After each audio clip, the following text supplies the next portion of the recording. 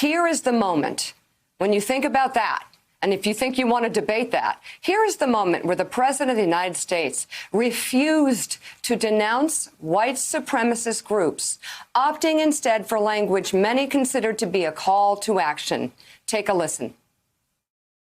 Are you willing tonight to condemn white supremacists and militia groups and to say that they need to stand down and not add to the violence in a number of these cities, as we saw in Kenosha and as we've seen in Portland? Sure, are you I'm prepared to specifically do it? I would say almost everything I see is from the left wing, not from the right wing. So what are you saying? I'm willing to do anything. I want to see peace. Then do it, sir. Say it. Do it. Say it.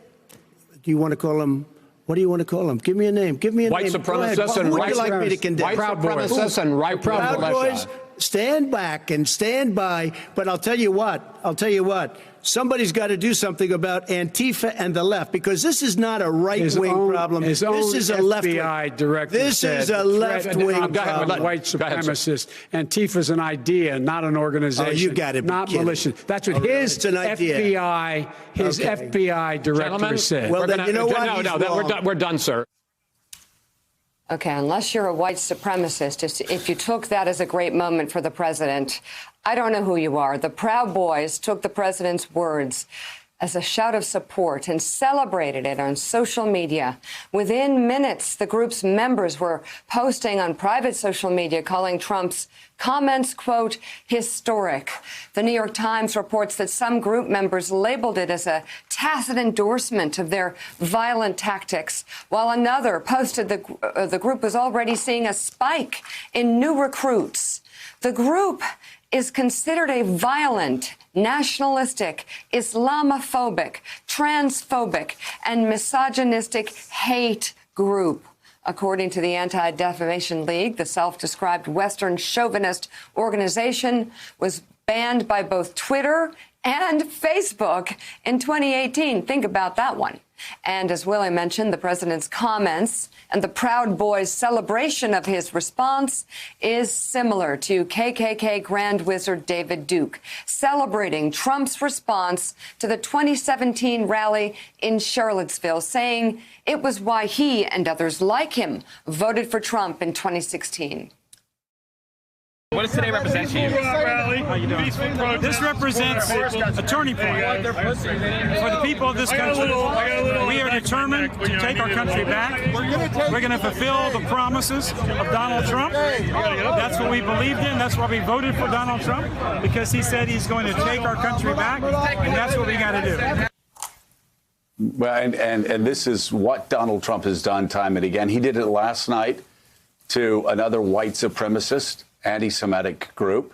The Anti-Defamation League came out and demanded that Donald Trump immediately apologize. This is like Charlottesville, which, of course, a lot of anti-Trump hucksters who try to keep their subscriptions up and try to keep their viewership up, actually defended Donald Trump after his Charlottesville comments, saying, oh, he didn't say what the libs are saying, and actually take it, straight from the horse's mouth. David Duke celebrated what Donald Trump said there. And last night, I like Donald Trump said, what do you want me to call them? What do you want me to call them? That reminds me an awful lot of back in February of 2016, when we condemned Donald Trump and said that it was disqualifying because he went on a Sunday show before Super Tuesday in 2016.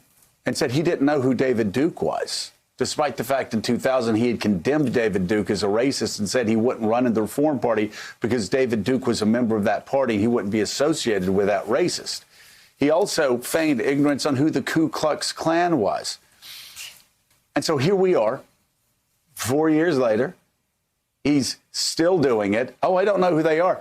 And then refusing once again to condemn an anti-Semitic group, a racist group, a group of white supremacists. Again, nothing new, but he did it on the world's biggest political stage last night.